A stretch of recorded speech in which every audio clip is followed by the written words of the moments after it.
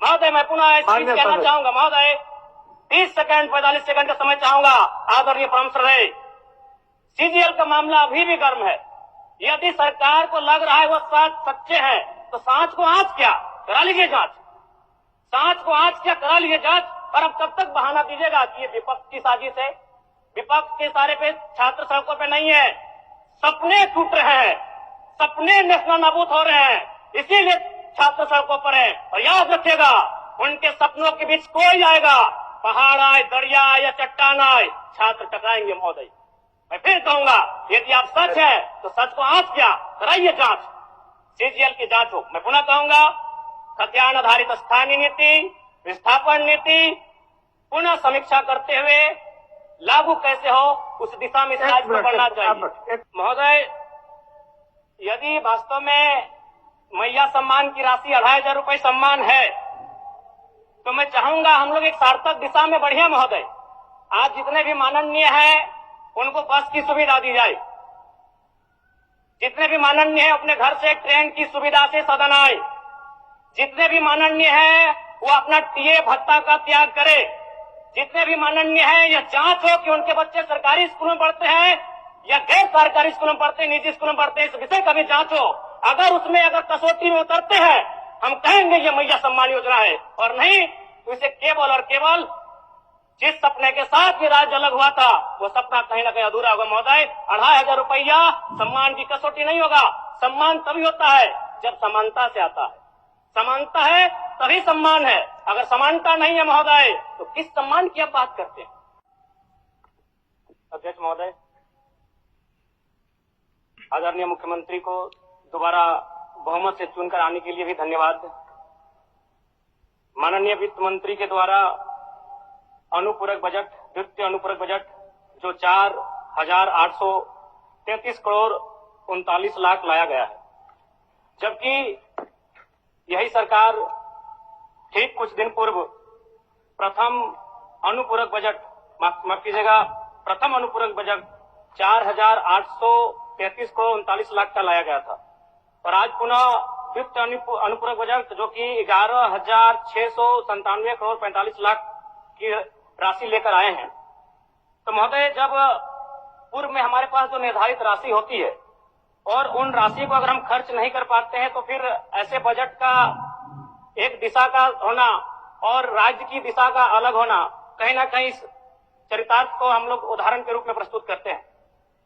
महोदय, बजट की सार्थकता तभी आम व्यक्ति को समझ में आएगी जब एक गांव का सबसे गरीब व्यक्ति, गंगवा की पत्नी गंगिया, अपनी गठरी में बाजार के बजट को रख पाए। आज तमाम माननीयों ने, हमने भी सोचा था कि पक्ष की तरफ से विषय को रखा जाएगा, विपक्ष वाले तर्क को प्रस्तुत करेंगे और इसी बीच मैं एक नया नवेला युवा सीखने का कार्य करूंगा। लेकिन मैक्सिमम समय इन्होंने दिशाहीन मुद्दों पे रखा।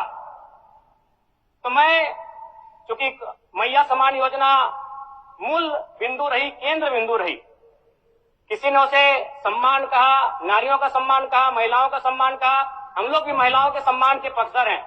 हमारे एक भाई कह रहे थे कि 2500 रुपए की राशि जब एक स्कूल कॉलेज में पढ़ने वाली बहन को दिया जाएगा तो उससे वो स्कूल कॉलेज कागज, कॉपी, कलम की सामग्री लेगी। मैं कहना चाहूंगा, अगर आप उसे स्कूल कॉलेज जाने से पहले अगर 2500 रुपए देंगे तो उसे आप निकम्मा और आलसी बनाएंगे। यदि आपको उस राशि को देना है तो उसके स्कूल कॉलेज जाने के बाद दीजिए, स्कॉलरशिप के रूप में दीजिए। मैं आज पुनः कहूंगा, क्योंकि आप सत्ता पक्ष में हैं, आप संभवतः अपने इस विषय को बचाएंगे, आप अपना पक्ष रखेंगे कि आपने मैया सम्मान योजना एक महान कार्य किया है। लेकिन मैं फिर कहूंगा, 18 साल, 25 साल, 30 साल की लड़कियों को जो आप फ्री में 2500 रुपए दे रहे हैं, आप उनकी प्रतिभा को हनन कर रहे हैं, आप उनकी प्रतिभा को नकारात्मक दिशा में ले जाने कार्य कर रहे हैं महोदय। मैं इसे आप स्कॉलरशिप का रूप दीजिए। आपको 2500 रुपए देना है, स्कूल से पहले देंगे ना। मैं कह रहा हूं, मेरी भी सैकड़ों बहनें हैं गांव में, अगर आप स्कूल जाने से पहले 2500 रुपए उनके हाथ में देंगे, उस पैसे को वह गलत कार्यों में, गलत नहीं कहेंगे, कुछ ऐसे कार्यों में खर्च करेंगी जो लुभावनी हो। स्कूल जाने के बाद, अटेंडेंस के बाद अगर आप देंगे स्कॉलरशिप के रूप में तो वो बहन स्कूल तक जाएगी। दूसरा सवाल और एक महत्वपूर्ण विषय महोदय। एक मिनट माननीय सदस्यगण, सभा की सहमति हो तो सदन की कार्रवाई समाप्त होने तक समय बढ़ाई जाए। बोलिए, अब समाप्त करिए, बोलिए।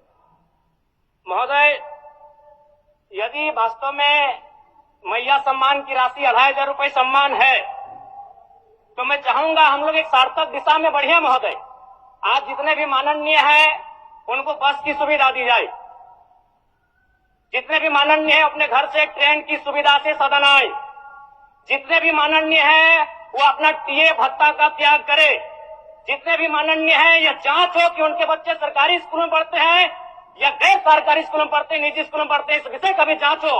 अगर उसमें अगर कसौटी में उतरते हैं, हम कहेंगे ये मैया सम्मान योजना है, और नहीं तो इसे केवल और केवल जिस सपने के साथ ये राज्य अलग हुआ था वो सपना कहीं ना कहीं अधूरा होगा महोदय। 2,500 रुपया सम्मान की कसौटी नहीं होगा।